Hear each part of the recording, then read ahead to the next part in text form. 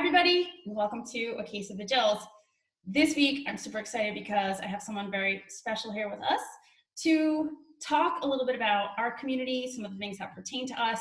She is a runner, an ultra runner, a running coach, an all-around fabulous gal, and with the added bonus of being in my same time zone, better known as Drtyrunner. Here's Sarah. Hi. This is so much fun. Yeah, totally. I'm so excited that we could do this. For those who don't know you, can you give us a little bit of background of who you are, how you came to do what you do, and all that stuff? Yeah, so I'm Drtyrunner without the I, because apparently I don't know how to spell. I am an ultra runner, a military spouse. So we live out here in Germany right now. And I was one of those crazy kids that loved running from like 5 and 6 years old, and my parents were like, what do we do with her? And so my dad would ride his bike. He tried running with me one day and he couldn't. I could keep going, and he was like, I'm done. We ran to a donut shop, by the way. So he started riding his bike and I would run with him, and I just loved running because it was, I think, the shared memory with my parents and just having fun. And that's just a passion that I've just had my whole life. Basically movement, hiking, running, walking. I just love to get up. Mostly it's just connecting outside, to be honest with you. And I took that passion and became a running coach back in 2013, and to help other people hopefully appreciate more than just the physicality of running. That's a huge aspect of it, especially for people that want to do events. And, it's very much tied into goals, but I feel like there's this whole other side of it that you can enjoy that a lot of people lose along the way. Right.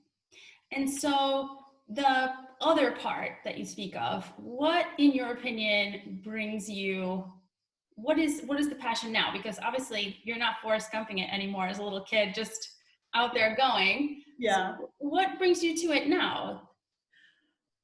So right now, we're under COVID, and anyways, just being overseas, I do a lot of my running alone. So it's not in events for me. When I do events, it's honestly more wrapped up around the community. I love getting together with awesome trail friends of just sharing times in the mountains. But my day-to-day running is just, I kind of call it my moving meditation. I just love, we follow each other on social media, and if you ever check out my stories, it's a lot of flower pictures and tree pictures, and, because I just love finding the beauty in the ordinary of nature, which to me is extraordinary. So it's like a spiritual thing to me. I'm a very spiritual person in the sense that I love being out in nature. I have to say that you can appreciate that from your Instagram, and I will tell you the reason why. real talk here. When I was running, as much as I was running years ago, it's not that I don't think, I know I wouldn't have had the presence of mind or wherewithal to stop, pull out a photographic device like a camera or like a phone and take a picture of something that I noticed, or even notice the thing that was interesting. Yeah. So you can really tell that from your social media feed, that there's something there, you're very present when you're kind of out there. I am, and I have a very busy mind, and so it's actually going outside and moving helps me slow my brain down, and not from a aspect of I'm unhealthy unless I can't do that, and I'm sure we'll get to that, of kind of like my evolution of because the runner I am today is not the runner I was 20 years ago at all. And I'm very proud of the runner that I am now. And I am very proud of the fact, I'm sure people see my pictures and they're like, do you actually do running? Because all you're doing is taking pictures and you have to stop every time you take a picture. Yeah, I am. And I love being present. And I love finding that little thing and taking that picture. And 20-year-old ago, Sarah wouldn't have done that. She would have been like, we got to hit these paces. We got to no breaks. Yeah, and I think some of my followers, or maybe even a lot of the followers, people who watch this channel, will probably be more coming to us from the mindset of not stopping. Yep. And so I own it. Yeah.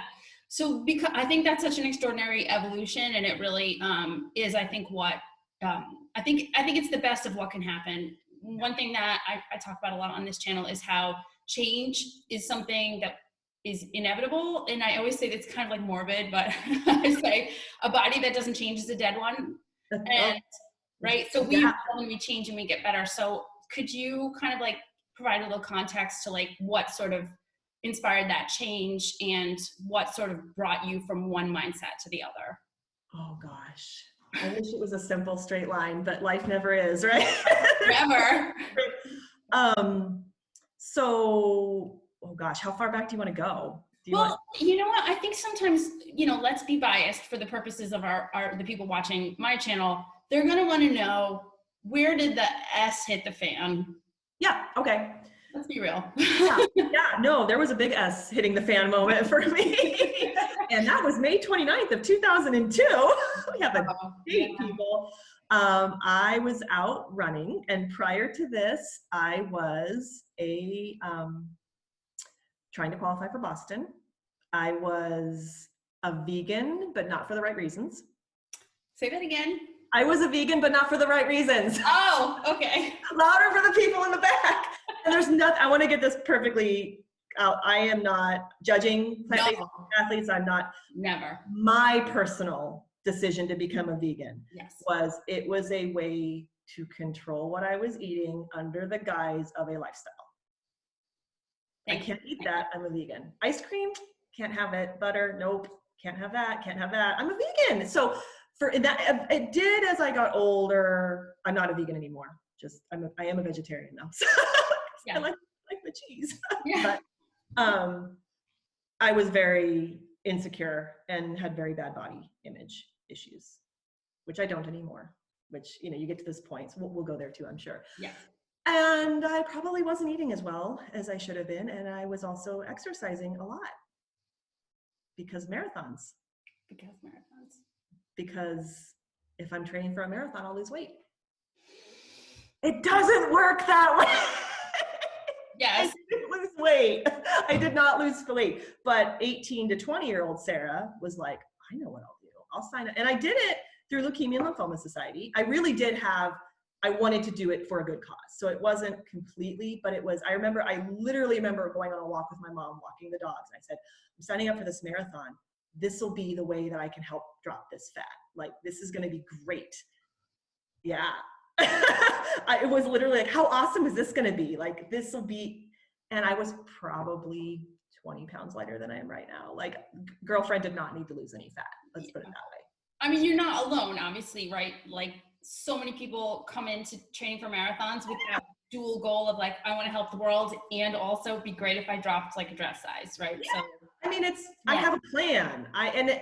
It quickly, full disclosure, it quickly morphed to, I am still to this day friends with people that I started Team In training with back in 98, 99. I mean, we're still like some of my closest friends. So it became a community. Sure. But I couldn't miss runs. I didn't want to miss runs. And then it became, well, if I can do that, I can do it faster.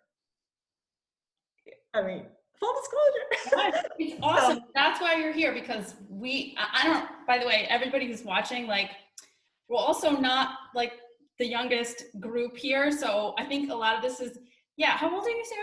I'm 41. I'll be 42 in November. Right. So I just turned 44. So, I mean. Oh, I thought you did not. Yeah. I thought you were younger than me. Everyone thinks that, but yes, I'm 44. Good genes. I know. Thank you, Mom.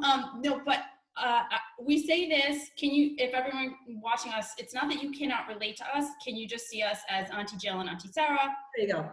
Who want to show you maybe places where we have taken a left, where we should take a right, and we really want you to benefit from our experience. Yeah, we've done the roadmap, and we can tell you where the roadblocks are, and maybe you don't have to go down that same road. That's and right. There were decisions I made in my youth. I wouldn't be where I am now without them, and I wouldn't have gone through the things, and I wouldn't have met the people. So it's not all like, oh God, I wish I'd never done that. I don't look at that at all like that, but I more look at that, wow, it didn't have to be this hard or this way. Yeah. So what happens when you over-exercise and you don't eat enough, Jill? You lose your period. Imagine that. Imagine that. And guess what 20-year-old Sarah thought? This is fantastic. I arrived. I don't have a period. I don't have to plan anything around my period. This is amazing. Yep. I leveled up. I must be a really good runner now. Honestly, that didn't even cross my mind. Oh, really? No, it was more of like, holy crap, this is awesome. Like, yeah. And because here's the thing, I never lost any weight. And this is the thing I think most people don't realize. You would not look at me and think that there was anything wrong with me. Yep. Hair wasn't falling out. I wasn't dropping weight. I didn't look skeletal. I looked completely normal, but inside, blood tests later revealed that was a lie. But you didn't lose any. You didn't lose any weight. Not really. But but you were definitely not eating to support the training. Correct. Okay. You Yep. didn't lose any weight on the scale. Not really. Maybe a pound or two. I mean, it was nothing like where I dropped 10, 15 pounds. I mean, I was pretty net. Right. Yeah. But so I guess we could surmise from that the combination of, the amount of training going way up and the caloric suppression can really mess with your hormones, as evidenced by your experience. Yep. Follicular stimulating hormone and my luteinizing hormones were like, womp, womp, womp. Which I didn't find out until May 29, 2002. So I was out on a run, and doesn't matter how it happened, basically took a wrong step on a piece of concrete that had grown over, a tree root had grown underneath it, and it buckled. Yeah. And my foot planted and my knee hyperextended, my foot pinned towards my face, and medial tibial plateau fracture. Half inch down on the medial side of my knee. I flipped over into someone's grass in the sprinklers, which is fantastic. At a red light, so everybody turns and looks at me, and I'm screaming in the sprinklers. Oh my God. Awkward. So yeah, I needed knee surgery and reconstructive surgery and 2 big screws and a week in the hospital. And the doctor came out of surgery and he told my parents she will never run again. Full stop. Like, she's probably gonna walk with a limp. I don't even know if we could it was bad.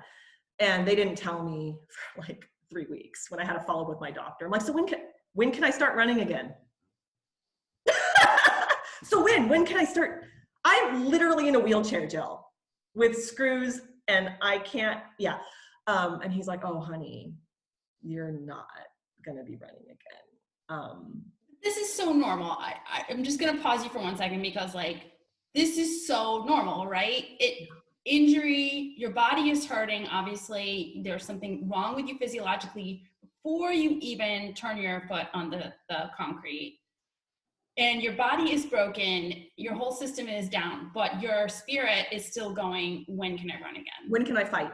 Throw me in, coach. I got this. And that is a lot of people's experience. I just want to point it out because we are among friends here. This is a normal mindset for people like us, and this is normal. It's a normal way to start thinking. Sorry, jets. Oh, that's fine. Feel free to edit that out. I want people, I don't have any shame in the way I thought back then, because that's who I was. And there's a lot of emotional stuff that was going in, being a girl who was very insecure about who she was, and people liking her, attracting, not feeling like she was ever the girl, so there was more than just one day I woke up and go like, I need to run a marathon and restrict what I eat, so there was a lot of emotional baggage tied up into that. Can I ask you another question about that? Where did you get at that time? So you said this is like 1998, 1999? Yeah, right around, I fractured the knee in 2002, so like 99 to 2002. Right. Yeah. And so the internet back then was not what it is now, for sure. And so where did you get the information about training and maybe nutrition? Where were you consuming? Where did you get that information from at that time?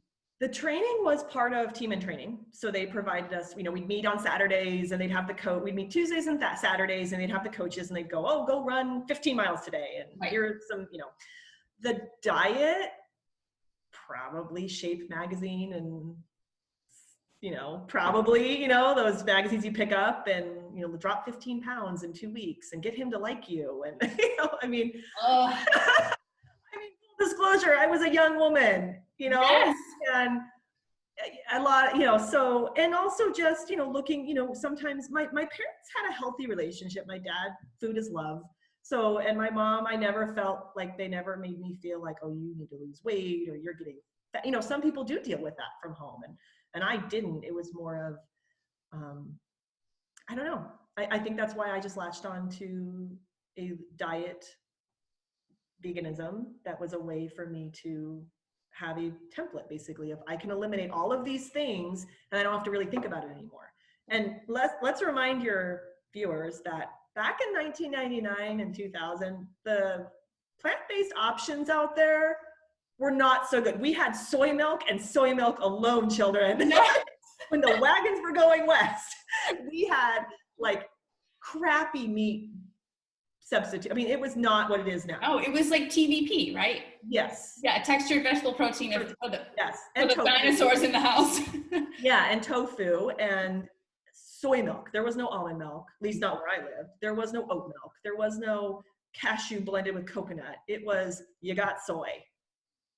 That's what you get. So, I mean, you could technically eat Oreos and a Diet Coke, and that's vegan. Sure. No, I didn't do that because I don't drink soda. But anyways, I never, I'm good on. But so yeah, that was, and then faced with this thing that you love that truly is how you identify. All your friends are runners. Yep. All your activities are around running, the run group stuff, social stuff with the run group stuff, are suddenly gone.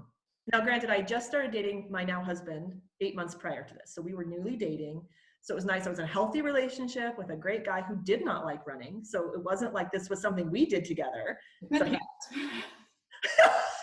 he does love running now though. But so it was just this weird transition in my life of like losing, not because they left me, not because I was abandoned by these friends, but when you can no longer do the activity that forms the basis of the relationship, they're going to still go on and do their thing.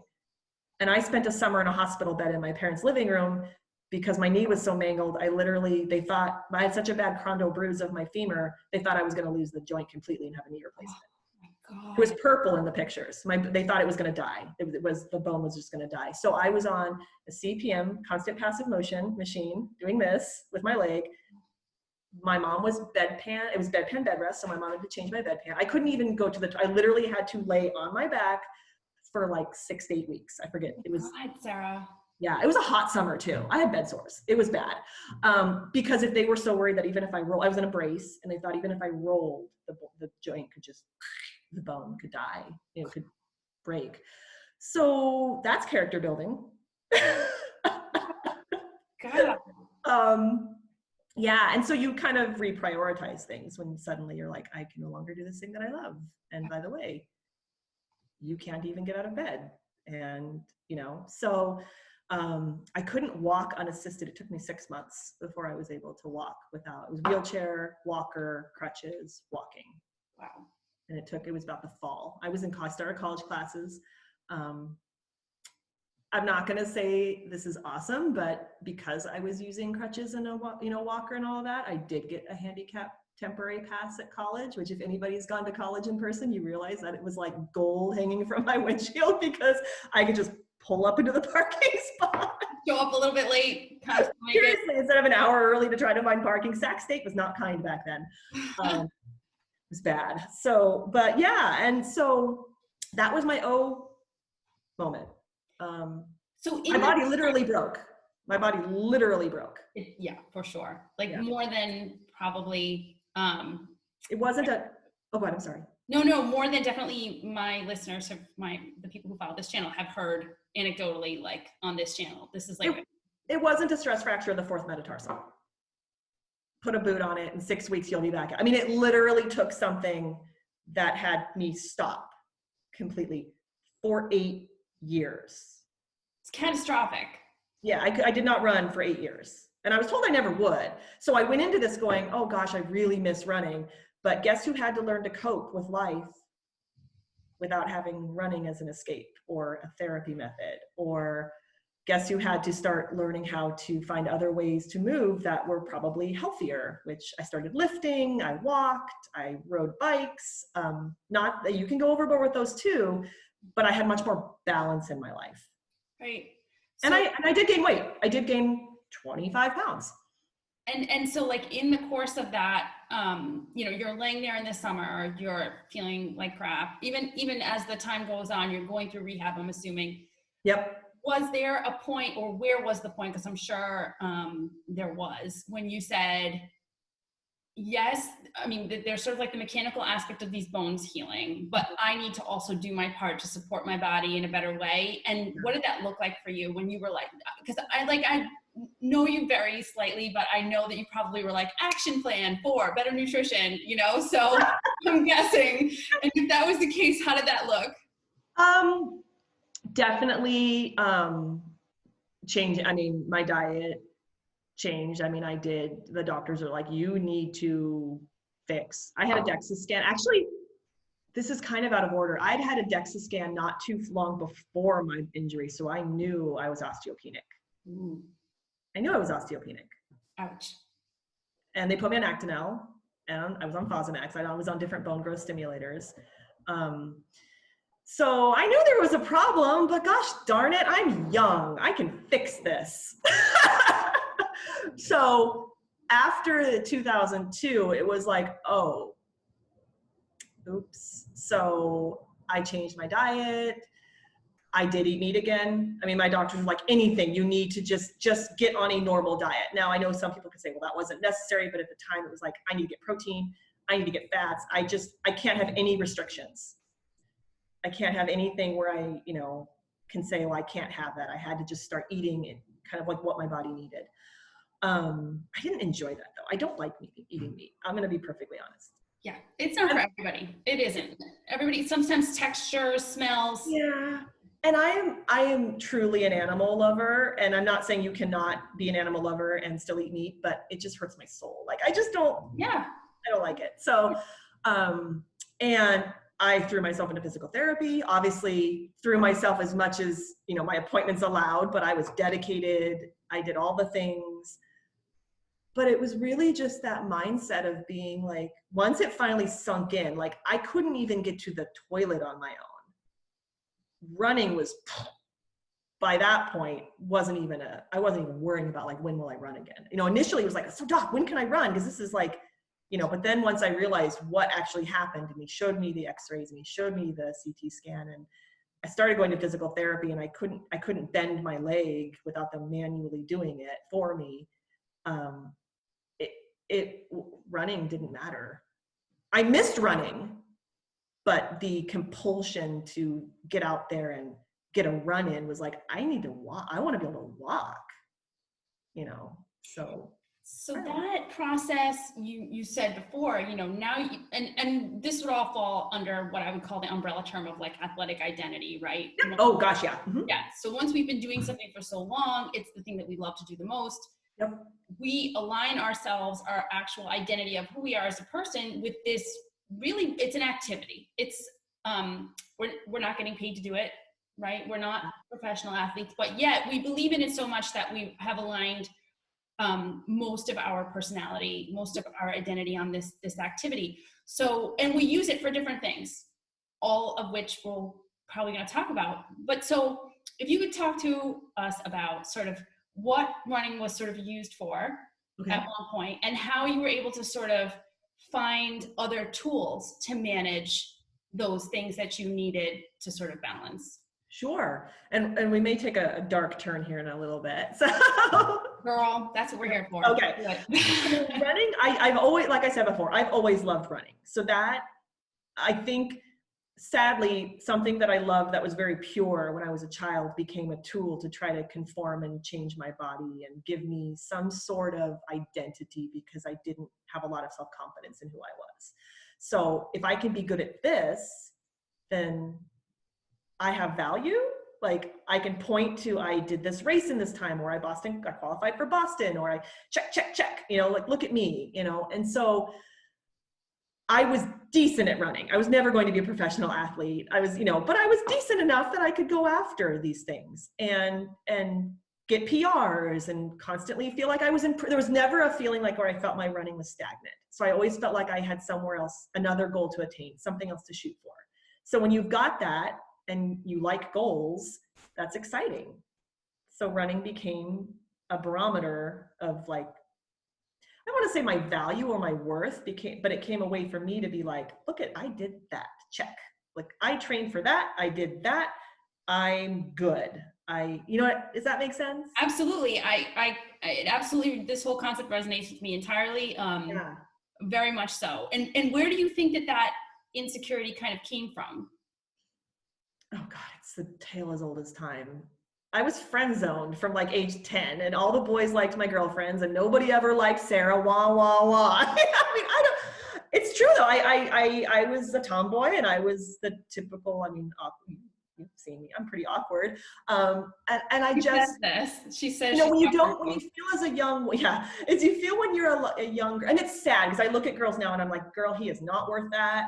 Like, he is not worth, like, I breaks my heart when I see young women now tie their value up with being attractive to the opposite sex or the same sex, whatever, just being attractive to other people. But you know, every 14-year-old girl wants to feel all their friends are getting boyfriends. What's wrong with me? You know, yeah. And yeah. then what was that? I said, absolutely. We've all been there.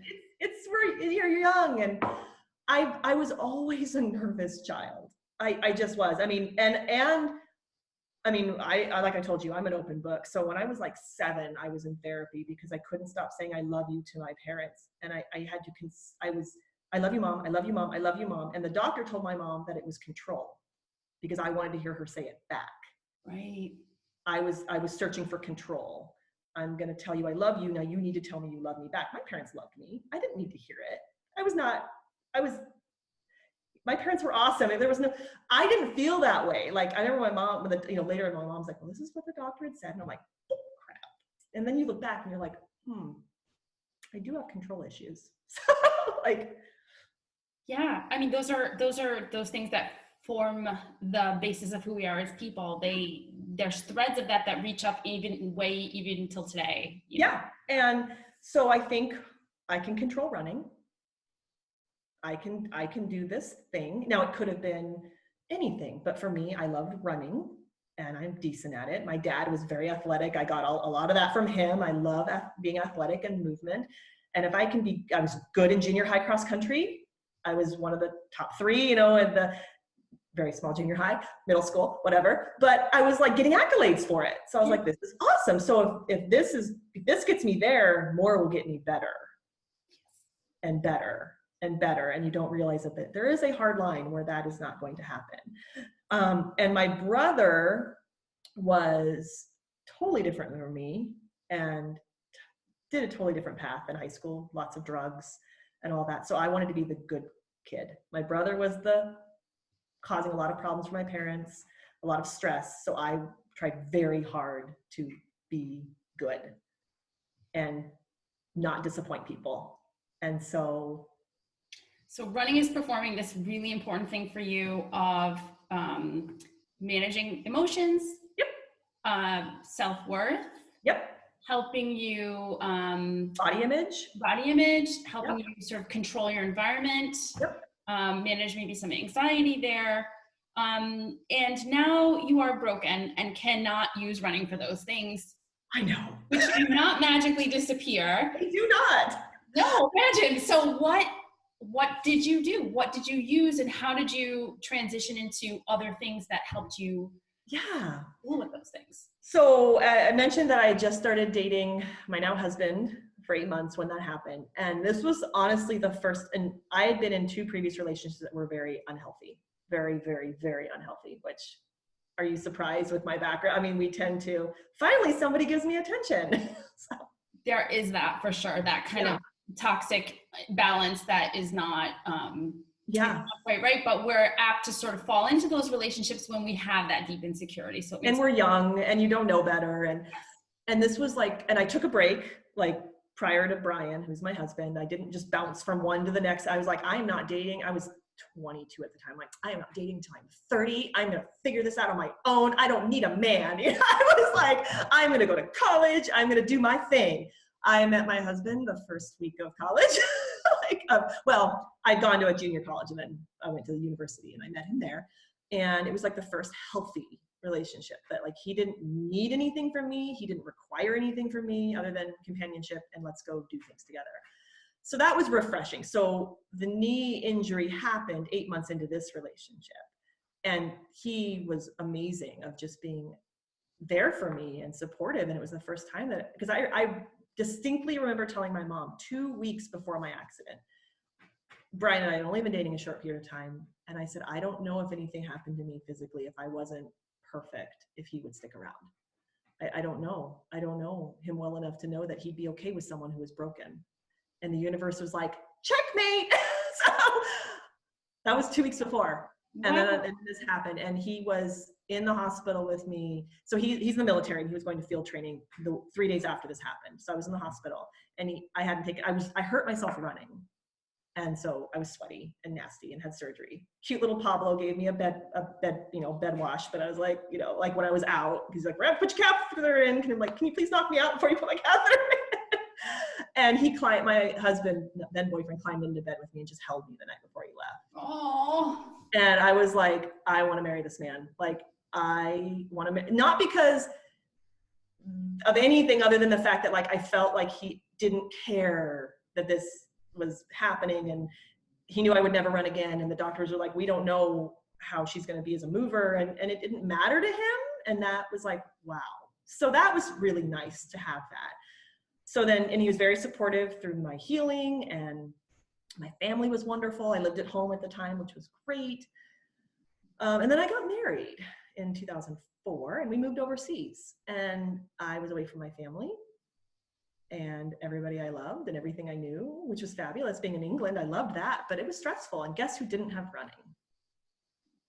So I had to learn to like, wow, I got to figure this out without that crutch. And food was there.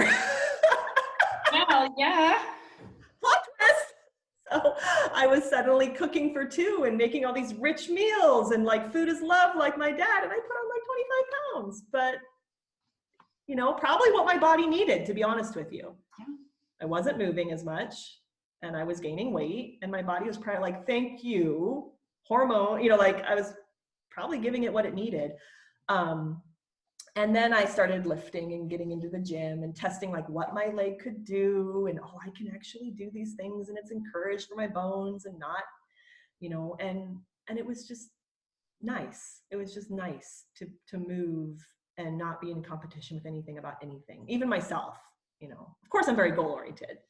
So of course, it's hard not to like, if I did 15 pounds for that last week, maybe but the dark part that I alluded to is in a year after I got married, my brother died unexpectedly. Oh, I'm sorry. And thank you. Unfortunately, like you said earlier, death is a part of life, which is, he did not adapt, and his bad behaviors in life caught up with him. But I didn't have running as my therapy. And I have to say, and I mean, you can edit this out or whatnot, I hate when people say running is my therapy. Oh, I will never edit this out, because that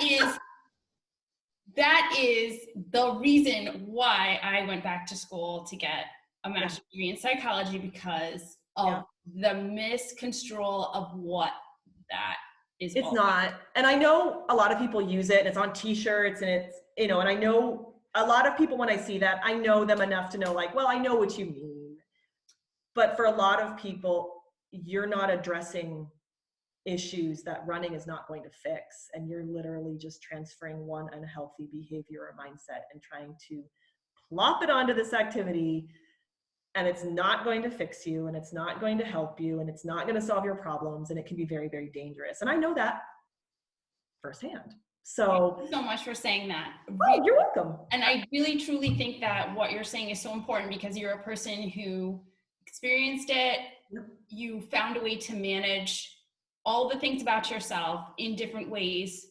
And you have lived through different seasons of your life in different ways, according to what different tools that were available to you to manage things. So I love that. And thank you for saying it. Oh, no, absolutely. I'm an open book, I mean, everything, decisions I've made, like I said, I'm not proud of them, but I am in the sense of like, I've seen that wasn't the smart thing to do. And now I have a totally different appreciation for things because of that. So not having running as a way to deal with the most traumatic thing that happened in my life to that point, still the most traumatic thing, losing my brother.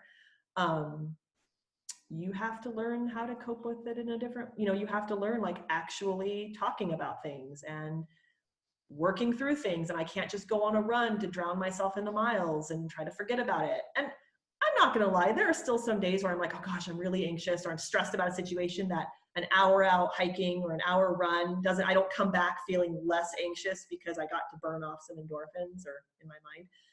But it's that habitual of, I'm going to use this instead of actually facing a problem.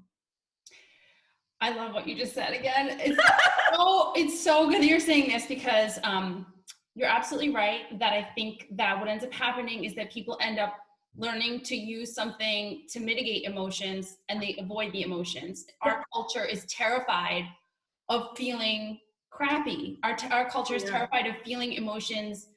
And I'm not exactly sure why we got this message that emotions are unacceptable and to feel them is wrong. Yeah. But feeling emotions is a human experience, and it is the good not and the bad.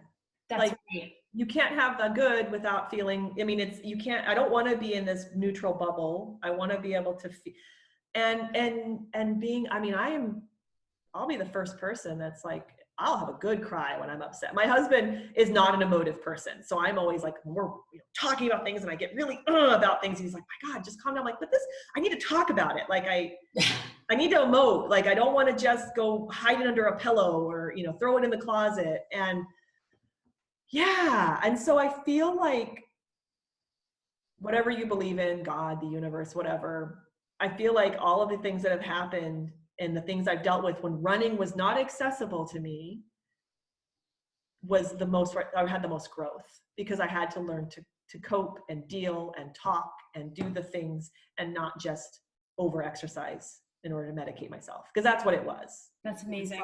It was self-medication, basically. And so now, anyways, well, I don't know if you wanted to.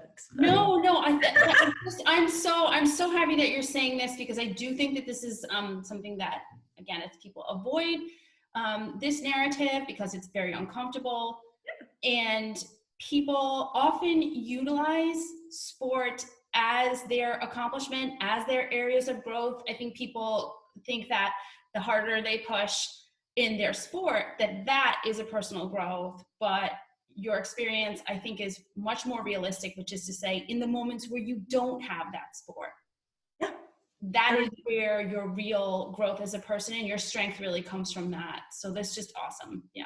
Thank you. I did grow. I mean, I went from an insecure, worrying overthinker to my brother dying, not having running. And it's more complicated than this. This is fairly simplistic. But that was the pivotal shift in my life to be, life is short. I'm not wasting any time. I literally, my husband was deployed. Larry died. My husband deployed 4 months after my brother died. I was alone in a foreign country.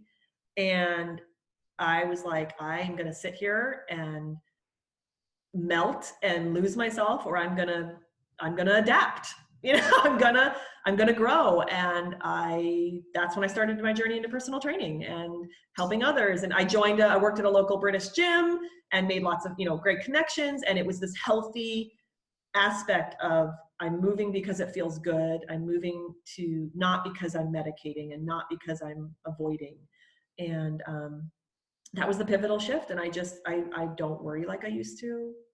I don't overthink. I mean, I still probably more than my husband would like, but I mean, I'm definitely better. And I just don't have the insecurities that I used to now. Like it was literally like if someone had flipped a switch, that was the crucible moment in my life of my brother dying.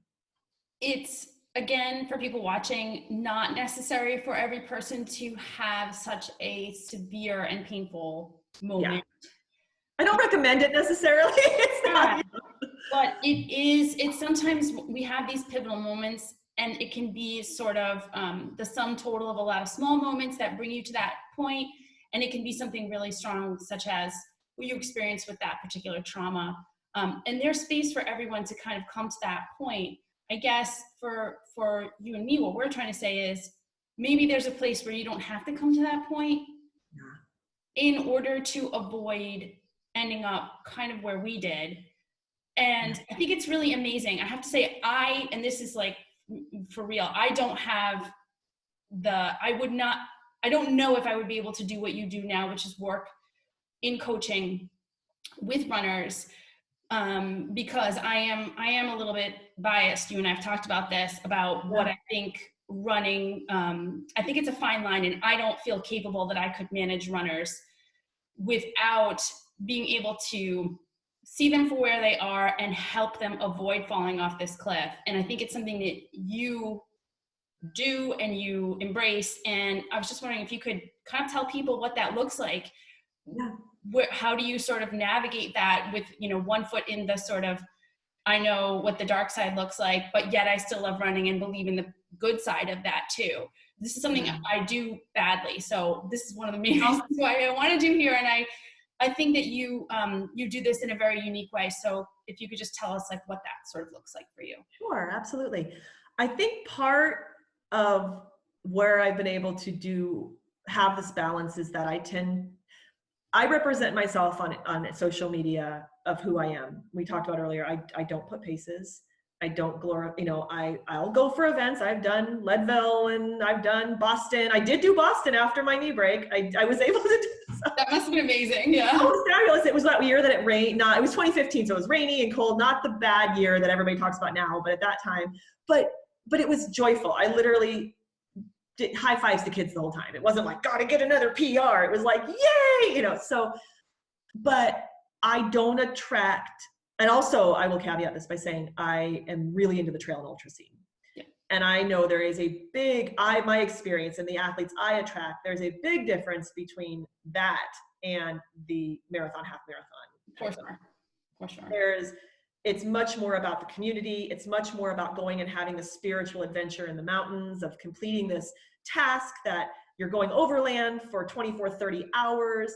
You can't get away with that if you're not eating well, if you're not fueling well. You can't, I mean, your body, I mean, I'm sure people do, but you're not going to have an enjoyable experience, and you're not going to be able to continue. You have to fuel yourself. It's much different than I need to hit 6-minute paces for 20 miles. For sure. For sure. And so there's that. Can I coach marathon runners? Absolutely. I have the knowledge. It's just not, you know, we all have our knowledge and our skill set, but then we know where we shine and who we can help and where we enjoy being.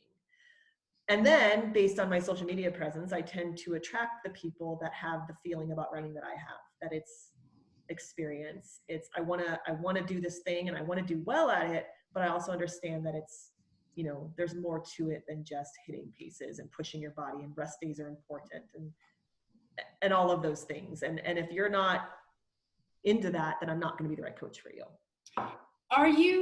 Do you ever find you have clients who you've seen kind of going down the wrong road? Oh yeah.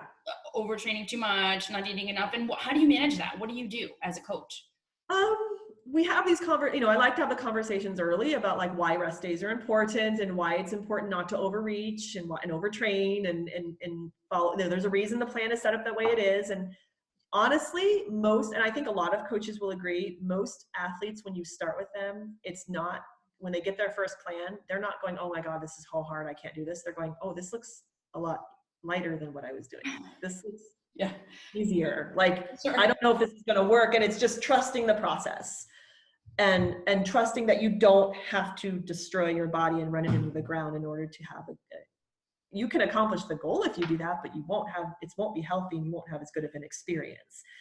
And it's that I've coached enough people. I've personally experienced what happens when you go down the path of overdoing it, that you don't want to be there. You're setting yourself for an overuse injury, a stress fracture, hormonal burnout.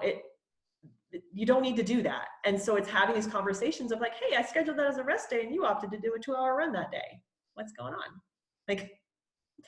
And I don't have those conversations very often, honestly, because it doesn't happen very often with the people I coach, because I'm very upfront about, we're getting the most out of the training. You're paying me to write this plan and coach you through this process. If you want to do your own thing, then you're not doing the program. So therefore you can't, the result is going to be different. You're not doing what I've laid out. I think that's so important. I think that, everyone's beginning running experience as they're training up for longer races is really informed by the company they keep. And a lot of people, I think, are reluctant to work with a coach because they say, oh, well, I don't need it. I can train myself, or, I'll just figure it out. But in my experience, and I'm sure in yours, people who start out running, like you said, they will be more apt to add mileage that they don't need and always start coming at it from that mindset. I have often said that if runners were praised for rest days and understanding the concept of periodization of training from the beginning of their running life, that we would not have half the problems that we do. Agreed. Yeah. And I feel like that cultural kind of stigma of like, keep doing more, and that sheepish, like, oh, I couldn't take a rest day thing. Like, so. Oh girl, I love rest days. No way. But I agree absolutely 100% with that. And I feel like it's just being very upfront of like, you need the rest days. And so I coach with a company called CTS, and I'm one of their coaches, and we use a platform, Training Peaks. A lot of people might be familiar with that, maybe that listen to you. The great thing about that is that you get metrics back, and you can see when you're training too hard. You can see when someone's pushing too much, and you can go, look, right there, like your chronic training load, your acute training load, literally, for people that need to see it on paper, it's right there. You're going too hard. And most people that are very metric centric are like, oh, okay. Because if I just say, oh, you're running too much, but when they start to say, oh, you're not sleeping enough, right? You're not sleeping well. You're not feeling rested. You're cranky. You're losing weight. You're gaining weight. All these things that happen when you start to overtrain, and it's very individual, but there's generally an umbrella of things that you can see that you're like, and it's really hard. I'm sure you do this too, being, when you're on social media and you see people and friends and other people, and you just literally are watching them driving the truck towards the cliff. And you're just like, you have to have a lot of Zen moments and not do. And it's not from an I told you so perspective. It's more of, I don't want to see you do what I did perspective. Yes. Or I don't want to see you now set back. It's for months because you've got this chronic injury or a hormone issue, or you've dug yourself so deep into a hole. Take the rest days, take the rest week, deload, let's back things off. Like, and so many people, again, because it's not, the activity is not about just the activity. It's, I can't back off. It's weakness if I back off. If I take an extra rest day, I'm failing. I can't cope unless I get a hard workout in. I honestly feel like for a lot of people, and I've been there, it's a way to punish yourself too. You get oh my God. Hard workout. So just based on that sentence alone, you have to come and do this with me again. Okay. Because we are coming up to an hour, and we have talked about so many things that rabbit holes that we could go down would be amazing. There's so many things to talk about here. I'm here for it anytime. Oh goodness, that whole punishment thing. It's such a big topic that I don't want to stop, but we kind of have to. We're just wetting everybody's whistle for the next time. Absolutely. We have to do this again. We'll just like, Auntie Sarah and Auntie Jill. We got you. We got you. We'll bring some lemonade, make some cookies. Oh my God. Seriously. If you would please tell everybody where they can find you on social media and your contact information if they want to talk to you about coaching. By the way, everyone, this is the only running coach that I endorse, because I know that she has the mindset. She understands who we are and where we're coming from. And I know that you can trust yourself with Sarah. So tell us where we can find you. That means the world coming from you. If you're on Instagram, Drtyrunner, DRTY runner, and it's because I get muddy, not because I'm dirty. I would always go out in the mountains and come back covered in mud. And love it. Dirty. And Twitter, but I don't use Twitter. I mostly just observe. And then drtyrunner@gmail.com. But my coaching is through you can contact me there, and then I can scoot people over to my CTS coaching platform that I coach with them. Okay, perfect. And you I also do strength training for runners too, outside of CTS, for like people kind of working through that as well. Yeah, by the way, you can cheat and go on her Instagram and watch her do all these cool exercises and and all kinds of wild stuff, and you can get a good workout in just doing that. I just realized, like, I did have that thing that happened in my life, and I'm a better person now. Like, I've come through the other side. I'm happier. I'm way happier. I'm way more zen. It's like I don't know if I would have volunteered knowing when that all happened to go through this, but now that I'm through it, I'm like, okay, I have a better perspective now.